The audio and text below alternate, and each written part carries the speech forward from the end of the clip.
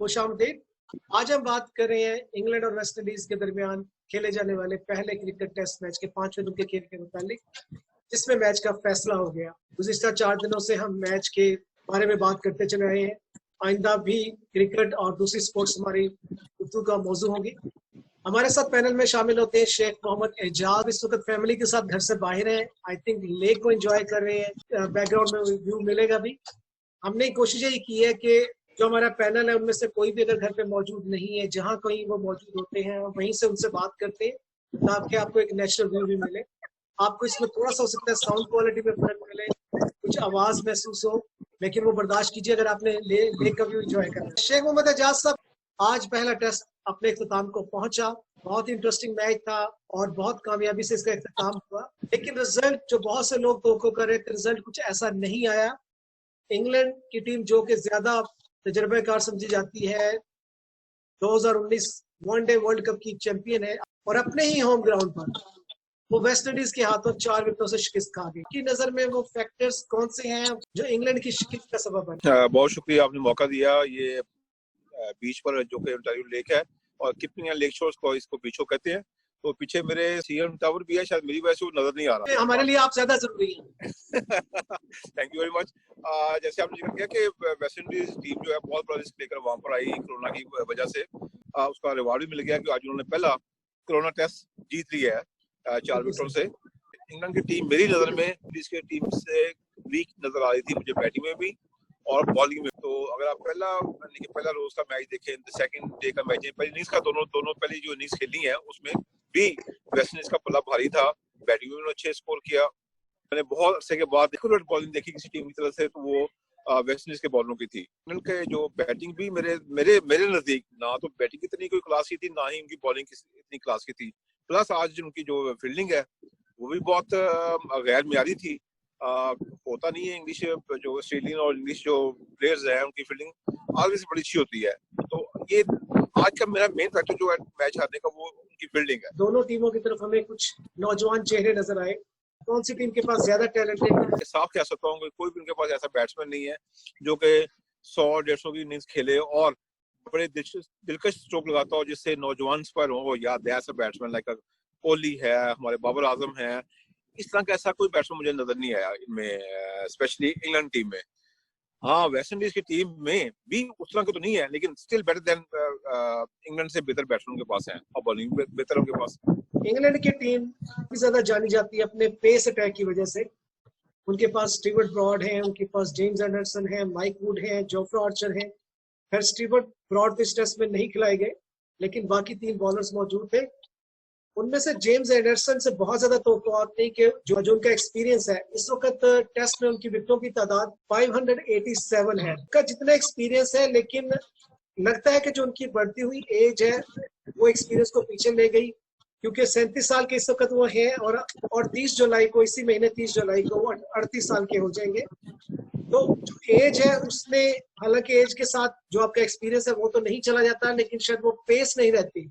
तो आप क्या समझते हैं कि जेम्स एंडरसन नाकाम क्यों हुए दूसरी इनिंग्स में, तो खास तौर पे जबकि उनको परफॉर्म करने की बहुत ज्यादा जरूरत थी, और अगर वो थोड़ा सा भी साथ देते जोफ्रा आर्चर का तो इंग्लैंड ये टेस्ट जीत सकता था। 2 चीजें हैं। एक तो कि विकेट जो है ना पहले दिन के बाद बहुत अच्छी खेली है, पूरे थ्रू आउट 4 दिन उसने बहुत अच्छी बैटिंग विकेट बन गई थी वो। और दूसरा उनका एज का प्रॉब्लम है। देखिए, आपके पास जितनी मर्जी वेरिएशन हो, जितनी मर्जी आप रिवर्स स्विंग कर रहे हो या अंदर बाहर आकर बॉलिंग स्विंग हो रहा हो, अगर उसके साथ पेस नहीं होगी ना वो फिर अफेक्ट नहीं करती। तो ये बहुत बड़ा फैक्टर होता है कि आपके साथ शार्प स्विंग हो, शार्प आपका रिवर्स स्विंग हो, तो वो अफेक्ट करती है बैट्समैन पर। तो जिसमें स्लो होगा वेरिएशन नहीं, वो फिर वो ये उनकी मेन जो एज है ना, वो ढलती एज, वो उनके लिए प्रॉब्लम कर रही है। इंग्लैंड की फील्डिंग कभी इतनी बुरी मुझे तो नजर नहीं आई जितनी से एक इनिंग्स में वो एक्सपोज हुए हैं। बहुत ही आसान कैच था बेन स्टोक्स के लिए, लेकिन वो दूसरी साइड पे, जिस तरह आपने कभी देखा कि हॉकी में जब पेनल्टी स्ट्रोक लगता है तो नॉर्मली गोलकीपर दूसरी साइड पे जाता है, बॉल दूसरी साइड पे जाता है। इसी तरीके से वो बेन स्टोक्स चकरा गए, वो दूसरी साइड पर जा रहे हैं, बॉल इधर से गुजर गया। और जो उनके विकेट कीपर है जो बटलर, जो कि बहुत ही अच्छे विकेट कीपर है, उन्होंने भी कैच मिस किया और दूसरे फील्डर्स ने भी ऐसा किया। जबकि जो जोफ्रा आर्चर ने एक मौके पर मैच बना दिया था, 37 पर 3 खिलाड़ी आउट हो चुके, तो नजर ये आ रहा था कि शायद वेस्ट इंडीज 150 तक भी नहीं पहुंच पाएगा। लेकिन खराब फील्डिंग ने और उसके बाद बॉलिंग ने एक जीता हुआ मैच इंग्लैंड के हाथ में निकाल दिया। तो आप क्या समझते हैं कि ये इतनी खराब फील्डिंग की वजह क्या थी? यूजली ऐसा हॉकी में होता है, क्रिकेट में नहीं होता। हाँ, ये जरूर होता है कि आपका थोड़ा सा मिस जज हो जाता है कि जी आपने ज्यादा डाइव करना था, डाइव कम हो गया, बॉल आपने ज्यादा हाथ करना था, वो कम हाथ हो गया, लेकिन टोटली वर्ष दूसरी तरफ जाना ये समझ से नहीं आता। दूसरी जो बात है इसकी एक वजह उनका मेरा ख्याल है जो बॉलर थे वो स्पिन बॉलर थे बेस्ट, तो वो बॉल टर्न हो रही थी तो शायद वो बॉल घूमी है उसके बाद एज लगने के बाद, उसके बाद जो और कैचेस ड्रॉप हुए हैं तो और ज्यादा मायूस हुए मैं। हाँ जी, मैं बिल्कुल बात करना चाहूंगा विकेट कीपर की। देखिए, जो अगर बाकी फील्डर के साथ कैच ड्रॉप हो ना, तो उसको समहाउ नॉर्मल ले लिया था, अच्छा यार ये हो जाता है ना, मिस जज हो गया, कुछ हो गया। लेकिन अगर विकेट कीपर कैच ड्रॉप करे ना, तो इससे एक्सपेक्ट नहीं किया जाता कि वो कैच 99.9% होता है जी इसने कैच पकड़ने पड़ रहा है, तो 0.1% होता है ये कैच कोई मिस कर देगा। तो ये मेन चीजें हैं कि दोनों जो फील्डर है, कैप्टन है और एक सीनियर विकेट कीपर है, दोनों ने कैच ड्रॉप किए हैं। तो ये बहुत बड़ा फैक्टर है इसकी इंग्लैंड की शिकस्त का बाइस बनने का। वेस्ट इंडीज वाले ये क्लेम कर रहे हैं कि उनकी जो टीम है वो 80s के बाद सबसे अच्छी टीम है जो इंग्लैंड का विजिट कर रही है। इसका मतलब ये टीम बिल्डिंग अप प्रोसेस में है। तो आपको लगा कि वाकई जो वो क्लेम कर रहे हैं ये आने वाले वक्तों में किसी हद तक, चले 100% ना सही लेकिन किसी हद तक ये टीम आपको ऑर्गेनाइज नजर आई? इनके पास डेस्मंड हेन, गॉर्डन ग्रीनिच, क्लाइव लाइट और विम रिचर्ड जैसे बैट्समैन तो नहीं है, लेकिन अच्छे बैट्समैन ये हैं। और लेकिन स्पेशली मुझे बॉलिंग में ज्यादा अच्छा लगा है कि होल्डर है, दूसरे दूसरे बॉलर है, उनकी बॉल में मुझे जान नजर आई है, पेस नजर आई है, वेरिएशन नजर आई है, स्विंग नजर आई है, और वो भी पेस के साथ। ये टीम बिल्कुल आगे जाएगी। लेकिन मैं चाहता हूँ वो टीम कि जो उस टीम में भी जो 79 की टीम थी क्लाइव लाइट के अंडर जो खेलती थी, जिसमें Andy Roberts, Collins king, Michael holding होते थे, ठीक है, तो ये इसमें वैशीपन भी था, वैश्यानापन भी था, जिससे ज्यादा जो है ना दूसरे टीमों के बैट्समैन डरते थे। ये सारे क्लीन शेव हैं बड़े अच्छे, सोबर सोबर लगते हैं शक्ल से। तो वो चीज जब तक नहीं आएगी वैसे जो पिक दोबारा नहीं ले सकता। बात आती है कैप्टन की, और बेन स्टोक्स की जिम्मेदारियां दी गई जो कि अपने पूरे कैरियर में जिन्होंने किसी जूनियर टीम की भी क्यादत नहीं की बल्कि एक एकेडमी की टीम की उन्होंने एक मरतबा क्यादत की थी। अब जब उन्हें ये क्यादत दी गई अपने होम ग्राउंड पर, तो मैं तो मुतमईन नहीं हुआ, मुझे वो कुछ कंफ्यूज नजर आए, जजमेंट बहुत पुअर नजर आई। आप क्या समझते हैं कि ये भी एक फैक्टर बना? अगर जो रूट होते तो शायद, जिस तरह अभी भी देखे ना वो 4 विकेटों से हारे, अगर जो रूट होते तो हो सकता है कि मैच उनके हक में चला जाता। आप ठीक कह रहे हो कि जो एक्सपीरियंस होता है वो हमेशा उसकी बड़ी अहमियत होती है। तो पॉसिबिलिटी थी अगर वो जॉन रूट्स होते, जो बड़े एक्सपीरियंस कैप्टन थे, अगर होते तो हो सकता है मैच का जो नतीजा और होता। लेकिन देखें, एक मैच से जज नहीं कर सकते आप। तो उनका पहला बेन स्टोक्स का पहला मैच है और ठीक है, उनको शिकस्त हुई है, हो सकता है आगे जाके बहुत अच्छे साबित हो। मैंने जो बात की उनकी मिस जजमेंट की, जो वेस्ट इंडीज के प्लेयर है जिन्होंने आज 95 रन किए, जिनकी वजह से एक्चुअली वेस्ट इंडीज मैच जीता, उनका अगर आप खेलने का स्टाइल देखें तो वो जो फास्ट बॉलर जब उन्हें बाउंसर करते थे, और तीनों बॉलर जो उन्हें बाउंसर्स किए, वो हमेशा उसको एक दूसरा फ्लिक करते हैं और थर्ड मैन की तरफ बॉल चला जाता है, यानी कि बॉल काफी देर हवा में रहता है।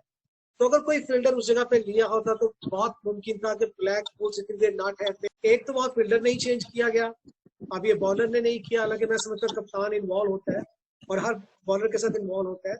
इसके बाद जब आपने बॉलिंग चेंज की, आपने बर वक्त बॉलिंग चेंज नहीं की। आप जब एक अरसे से क्रिकेट खेल रहे होते हैं, एज ए प्लेयर खेल रहे होते हैं, आप पूरे डिसीजन में शामिल होते हैं, कैप्टन आपके सामने फैसले कर रहे होता है, आप उसे देख रहे होते हैं, तो आप उनको इम्प्लीमेंट क्यों नहीं कर पाते जब आपको मौका मिलता है और आपको पता है कि बड़ा अहम मौका है और जिंदगी में शायद ये पहला मौका भी हो सकता है और आखिरी भी हो सकता है। जी, आप ठीक कह रहे हो। देखो कैसर, इसमें दो चीजें नजर आ रही हैं कि ब्लैकवुड को जितना टाइम मिला है कि बाउंसर कर रहे हैं और वो उसको इस तरह करके वो थर्ड स्लिप से ऊपर से बॉल लेके चौका कर रहे हैं, जो भी जितना उनको स्कोर मिले हैं। इसका मतलब है कि बॉलर की जो बॉलिंग में इतनी पेस नहीं थी, जान नहीं थी कि उनको इतना टाइम मिल रहा था कि वो उसको बड़ी इजीली इसको डायरेक्शन दे सके थर्ड मैन की तरफ, ठीक है। तो एक तो ये चीज है कि बॉलर की बॉलिंग में जान नहीं थी, तेज स्पीड नहीं थी। दूसरा है कि जो कैप्टन है ना, स्पेशली फास्ट बॉलर, जब एंडरसन जैसे फास्ट बॉलर हो एक्सपीरियंस, तो वो उनकी डायरेक्शन पर वो फील्डिंग देता है। तो ये मैं आपको बड़े यकीन से कह सकता हूँ कि अगर जो बेन स्टोक्स ने वहां पर थर्ड मैन पर फील्डर नहीं लिया था, तो ये एंडरसन की इंस्ट्रक्शन पर ही होगा कि भी मुझे ये फील्ड चाहिए, here no problem, I will manage। अगर ये सब बॉलर्स पे ये हुआ है, यानी कि एंडरसन के अलावा जो अगर 2-3 बॉलर ने और बॉलिंग की है और वो वहीं पर हिट खेल रहे हैं, तो हाँ वो यू आर राइट कि वहां पर कैप्टन को, इंग्लिश कैप्टन को उसका नोटिस लेना चाहिए था कि भी क्या हो रहा है, मुझे यहाँ पर फील्डर लेना चाहिए। एक मिस्टेक हो सकती है कि क्योंकि जितना कम स्कोर था, स्कोर जाया हो रहा है, स्पेशली अगर कैच हो जाता तो वो बैट्समैन स्टे ही ना करता। ये ज्यादा इंपॉर्टेंट था क्योंकि फील्डर आगे चाहिए था जहां से उस बॉल को कैच कर सकता। शेख साहब बहुत शुक्रिया, बड़ा मजा आया, और खास तौर पे आपके जहां बैठे उस व्यू को हमने बहुत एंजॉय किया। आप कोशिश करें अच्छी खूबसूरत सी भी 2 मैचेस और भी बाकी हैं, लेकिन असल बात यह है कि जीत क्रिकेट की हुई है। लोग घबराए हुए थे, यकीन नहीं आ रहा था कि क्रिकेट हो पाएगी नहीं हो पाएगी, लेकिन पहला टेस्ट हुआ, कामयाबी से मुकम्मल हुआ, तो जीत क्रिकेट की हुई। जिस तरह आपने कहा कि जो पहला कोरोना टेस्ट है वो वेस्ट इंडीज ने जीता, तो आगे देखते हैं, अभी 2 कोरोना टेस्ट और बाकी हैं। अगर आपने हमारा चैनल अभी तक सब्सक्राइब नहीं किया तो प्लीज सब्सक्राइब कीजिए। चैनल का नाम है sports reporter Qaiser. Thank you very much, मिलते हैं अगली वीडियो।